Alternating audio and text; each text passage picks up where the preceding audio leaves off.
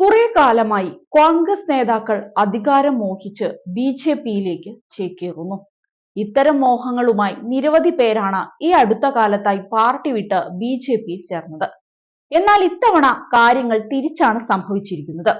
ഇത്തവണ ബി.ജെ.പിയെ അടപടലം വെറുത്ത് പാർട്ടിയിൽ നിന്ന് രാജിവെച്ച് ഇറങ്ങിപ്പോന്നിരിക്കുകയാണ് ഹരിയാനയിൽ നിന്നുള്ള പാർട്ടി എം.പി. ഹിസാറിൽ നിന്നുള്ള ബി.ജെ.പി എം.പിയും മുൻ കേന്ദ്രമന്ത്രി ബീരേന്ദർ സിംഗിന്റെ മകനുമായ ബ്രിജേന്ദ്ര സിംഗ് ആണ് പാർട്ടി വിട്ടത്. ചില നിർബന്ധിത രാഷ്ട്രീയ കാരണങ്ങളാണ് ബി.ജെ.പി വിടുന്നതെന്നാണ് അദ്ദേഹം വ്യക്തമാക്കിയത്.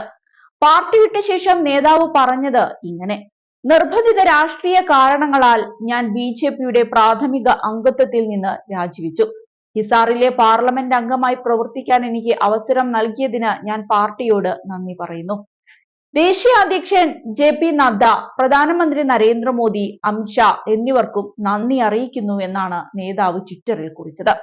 2019 3 ലക്ഷത്തിലേറെ വോട്ടിന്റെ ഭൂരിപക്ഷത്തിലായിരുന്നു അദ്ദേഹം വിജയിച്ചത്. എന്നിട്ടും അദ്ദേഹം പാർട്ടി വിട്ടിട്ടുണ്ടെങ്കിൽ അതിന് തക്കതായ കാരണവും കാണുമെന്നതിൽ ഒരു സംശയവും വേണ്ട.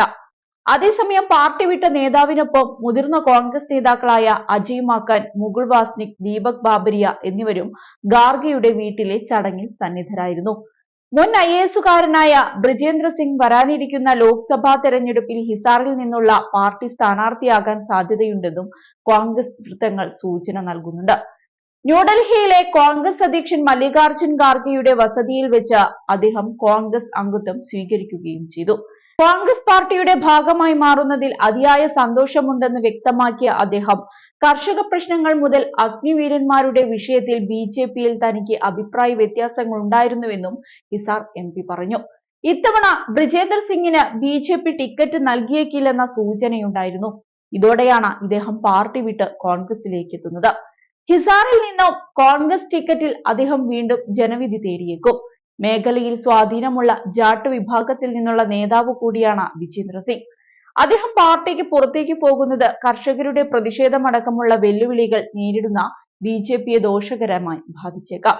ബ്രിജേന്ദ്ര സിംഗ് പാർട്ടി വിടുന്നത് പാർലമെന്റ് തെരഞ്ഞെടുപ്പിൽ കാര്യമായ സ്വാധീനം ചെലുത്തിയില്ലെങ്കിലും ഈ വർഷാവസാനം നടക്കാനിരിക്കുന്ന നിയമസഭാ തെരഞ്ഞെടുപ്പിൽ ബി.ജെ.പിക്ക് വലിയ തിരിച്ചടിയായി മാറിയേക്കാമെന്നാണ് വിലയിരുത്തപ്പെടുന്നത്. ഏതായാലും ബി.ജെ.പിക്ക് കനത്ത തിരിച്ചടി നൽകിക്കൊണ്ടാണ് നേതാവിന്റെ ഈ രാജി. പലരും രാജിവെച്ച് ബി.ജെ.പിയിൽ ചേരുമ്പോൾ പഴയ ആളുകളെ മറന്ന് അവരോട് നെറികേട് കാണിച്ച് പുതിയ നേതാക്കൾക്ക് കൂടുതൽ സ്ഥാനങ്ങൾ നൽകുന്നു. ഇതാണ് ബി.ജെ.പി നേതാക്കളെ പലപ്പോഴും ചൊടിപ്പിക്കുന്നത്. ഇങ്ങനെ പോയാൽ ഇനിയും നേതാക്കൾ കോൺഗ്രസിലേക്ക് എത്തുമെന്ന് പ്രതീക്ഷിക്കാം. അതേസമയം ഹരിയാനയിൽ ബി.ജെ.പി നേതാവ് കോൺഗ്രസിൽ ചേർന്നെങ്കിലും മധ്യപ്രദേശിൽ തിരിച്ചാണ് സംഭവിച്ചത്. മധ്യപ്രദേശിൽ കോൺഗ്രസിന് കനത്ത തിരിച്ചടി നൽകിക്കൊണ്ട് മുൻ കേന്ദ്രമന്ത്രി ഉൾപ്പെടെയുള്ളവർ പാർട്ടി വിട്ട് ബി.ജെ.പിയിൽ ചേർന്നു.